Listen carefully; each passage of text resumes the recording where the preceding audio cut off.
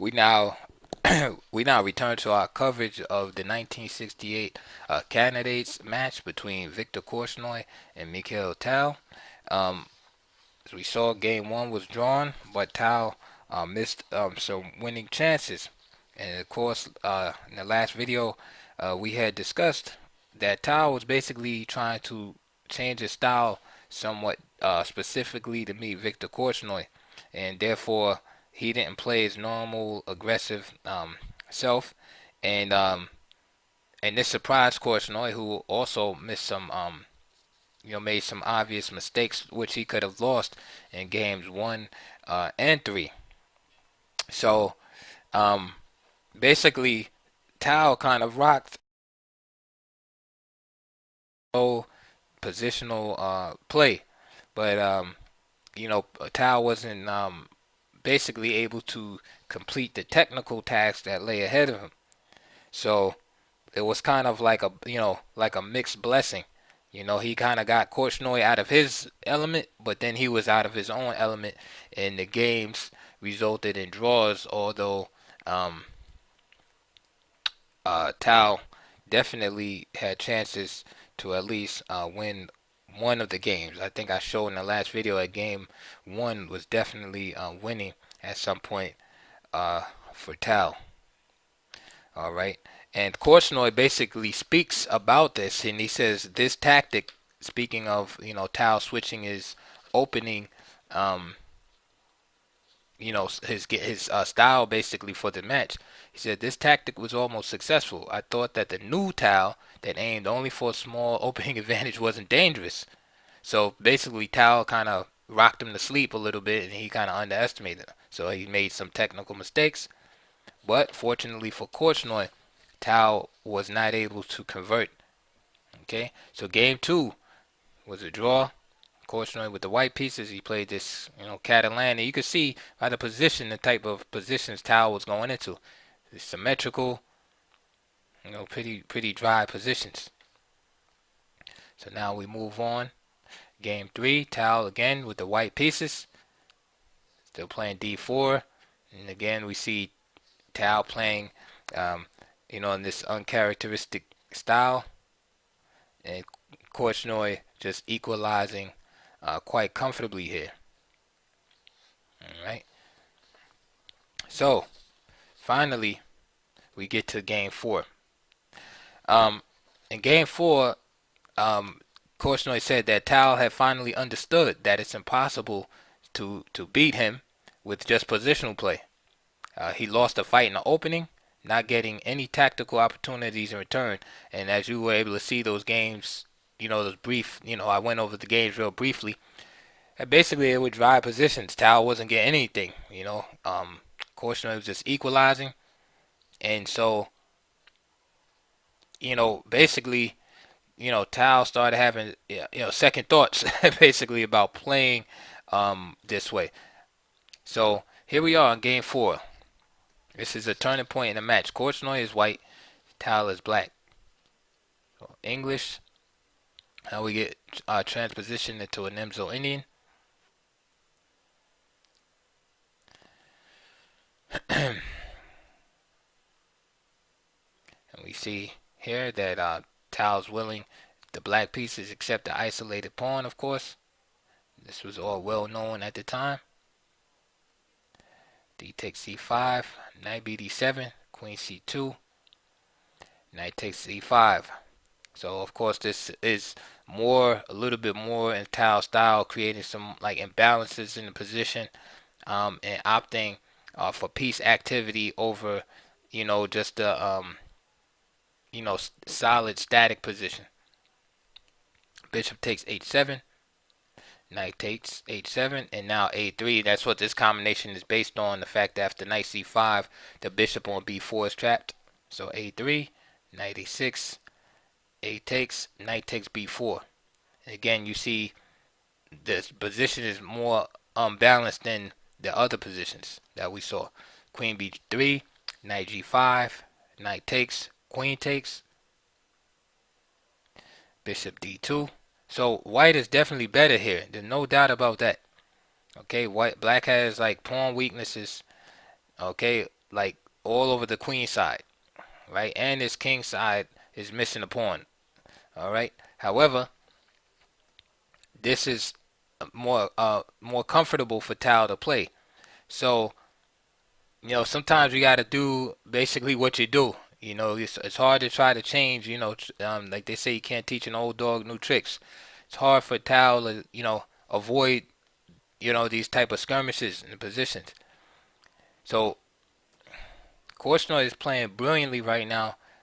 Just basically playing like you're supposed to against the isolated pawn, which the steps are, pretty simple. I mean, first you attack the isolated pawn itself and see if you can win it outright. Usually you can't. Usually the opponent will start defending it with pieces. Once the pieces become tied up in the defense of the pawn, you start attacking the pieces that defend and start removing them one by one.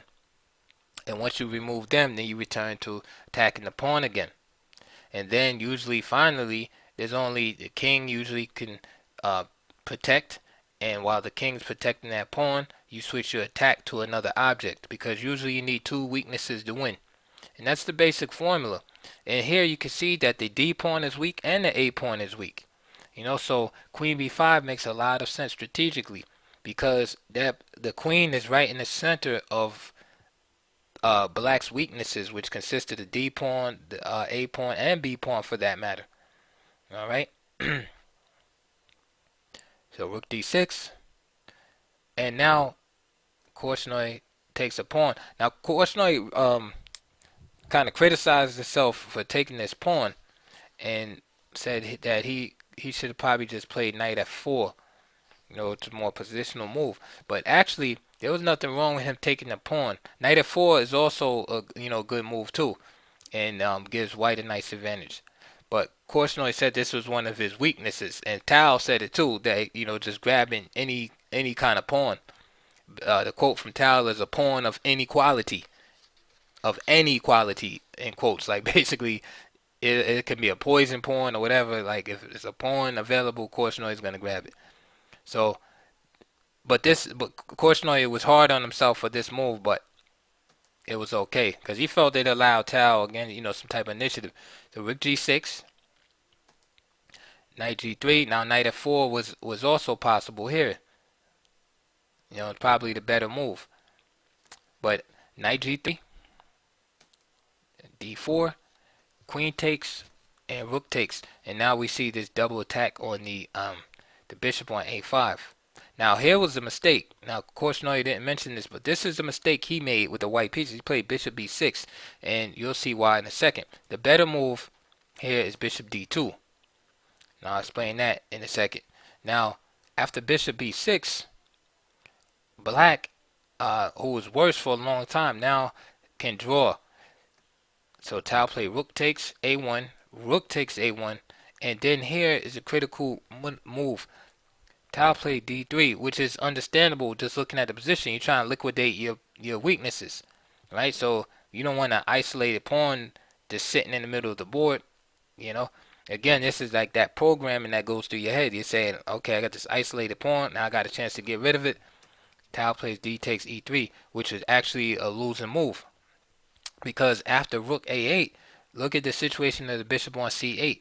The only way you can defend that is by playing passive, which is bad. So now you got the knight on e7 has to stay there. Korchnoi plays f takes e3. Tal plays rook d5, b4, rook d1, king f2, rook d2, king e1, rook takes g2, and now bishop c5 attacking the knight. So now Tal just drops a piece. He could have resigned right here. He's just down a piece for nothing.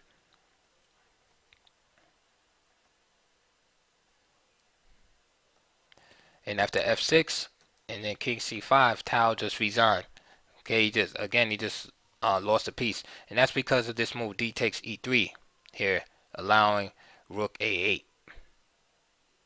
Okay, so that was just a terrible game by Tal. So now in game 4 he goes down 1-0. But let's go back, and now I'll explain to you why bishop b6 by Korchnoi was incorrect. Well, first, actually, let me show you the solution. Instead of this move by Tal, which was a blunder, this is the saving move for him right here. Is D3,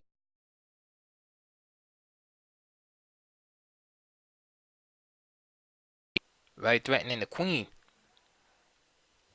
Okay, so if you're not a believer, if rook takes, there's no way for white to get back to stop that pawn. First is H3, then black just queens, or knight F1, etc. Even if rook takes, rook takes C6, then just B takes C6. So that was like the saving move. So D3, so there's no rook A8 now. So after rook A8, D2, rook A1 has to be played. And now it's black, who is actually better, the rook B5. Okay, so that was Tal's opportunity to save the game. And this is why that move D3, this is why now, and maybe you can see it, this is why bishop B6 by Korchnoi was the questionable move. Because the bishop is not in position to intercept that pawn. Here's the correct move. If bishop D2, then white is still in the driver's seat. Say rook takes A1, rook takes A1, bishop E6, E takes D4, and then of course note that knight can't take the pawn because the bishop is attacked right here. Bishop is attacking the rook right here. So for instance, rook D5,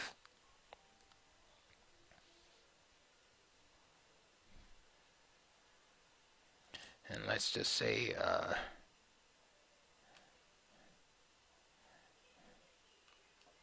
F3, knight takes, knight E4, knight B3, and that check comes in handy now. And white is just up a pawn here. Hopefully he can reach some kind of opposite color bishop ending and be able to draw. But after bishop D2, white is still in the driver's seat. So bishop B6 was error by Korchnoi.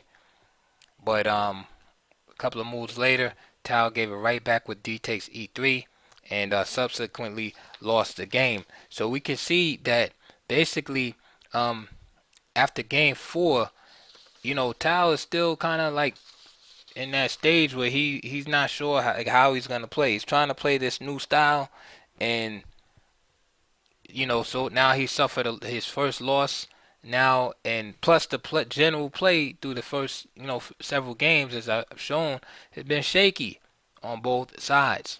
So in the next video, we're gonna discuss how the adjustments that were made, and we're gonna see how the players came out in the next part of the match.